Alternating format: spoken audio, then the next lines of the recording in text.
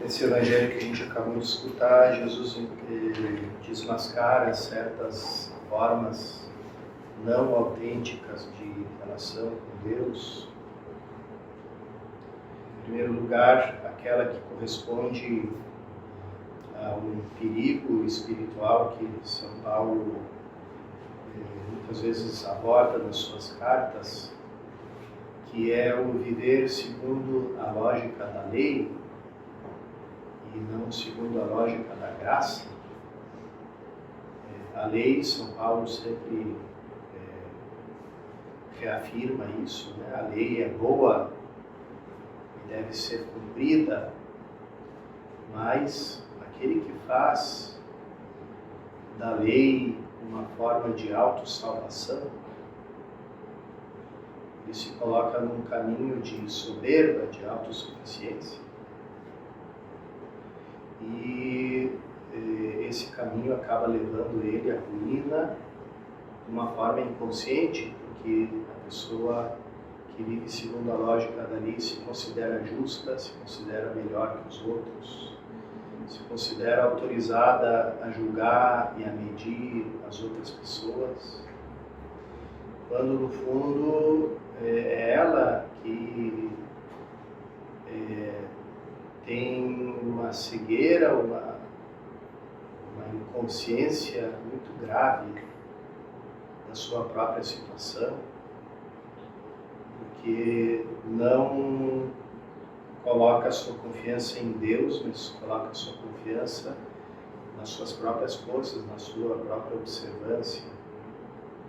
E todos nós somos um pouco filhos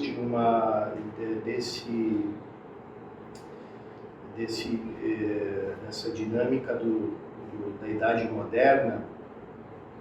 E aqui, falando de Idade Moderna, estou falando dos últimos 500 anos, né? Que se poderia resumir como a redução do cristianismo ao moralismo, redução da experiência cristã a uma experiência de cumprimento de deveres, aquela redução que é feita um pouco pelo calvinismo, depois sintetizada na filosofia por Kant, né, o seu imperativo categórico, que para ele é a prova da existência de Deus, né, o dever moral. E os filósofos iluministas que diziam o dogma cristão divide, né, cria guerras entre católicos e protestantes, mas a moral une.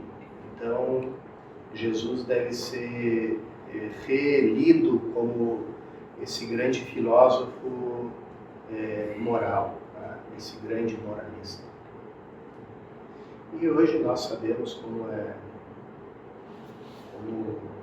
que deu esse cristianismo reduzido a um moralismo, né? Terminou numa tremenda descristianização, porque foi esquecido e colocado de lado o núcleo mais importante da experiência cristã, que é a experiência da graça de Deus.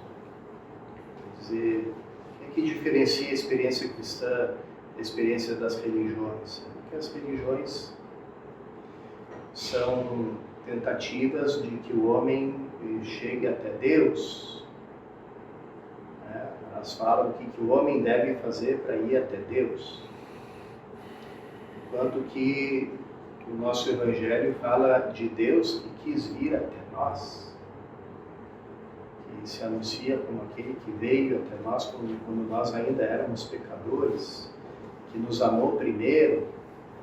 A primazia sempre é da graça. Depois, claro, vem o seguimento da lei de Deus como uma resposta, mas não como uma resposta baseada na própria força humana, mas naquela dinâmica da graça que se instaura no interior de quem acolheu a fé, de quem acolheu o Evangelho. Ali o Espírito Santo começa a agir e começa a fazer aquele fenômeno, né, que é tão bem descrito naquela oração do Espírito Santo, que é mal traduzido no português, que a gente traduz apreciar retamente todas as coisas. E, na verdade, o original latino diz recta sapere, quer dizer, sentir o sabor, sentir o gosto, sentir o prazer naquilo que é bom, naquilo que é de Deus. Então, a pessoa debaixo do regime da graça não segue os mandamentos como um escravo, mas serve a Deus com alegria, que não se vê como escravo, mas como filho. Então, essa é a primeira coisa que Jesus desmascara, né? Essa lógica da lei, e que só, no máximo, pode criar a hipocrisia, né? A aparência do bem, e não o bem verdadeiro.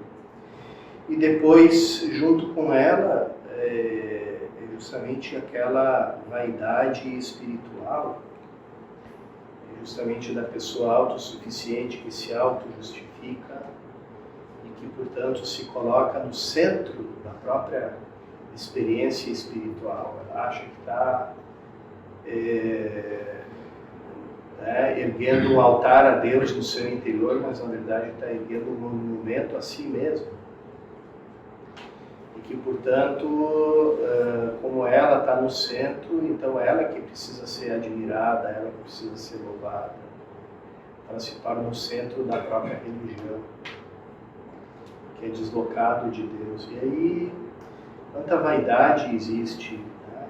A gente vê, e ainda amplificada, muitas vezes pelo fenômeno das redes sociais, etc., quanta vaidade às vezes até entre os católicos, né, e os cristãos em geral, que ao invés de apontar para esse único mestre, para esse único guia que é Cristo, apontam para si mesmos, para serem louvados, para serem colocados no centro. Alguém já falou que os grupos cristãos são o paraíso dos narcisistas. Isso é muito preocupante. Quer dizer, você é seguido, você é admirado, você não é contestado, você não é contradito, todos te louvam, todos. Então, que maravilha, né? Paraíso de quem se coloca no centro de tudo. Portanto, que essas palavras do Santo Evangelho, irmãos e irmãs, nos levem a essa atitude humilde, onde não somos nós que nos colocamos no centro, mas é nosso Senhor, a sua graça, o seu amor, a sua misericórdia, para que a gente possa também receber essa promessa de Cristo. Quem se humilha será exaltado. Quem se abaixa para que sobressaia, né, a verdade de Deus, depois também é levantado, né? É levantado, é reerguido e participa dessa mesma alegria. Vamos pedir tudo isso nesta santa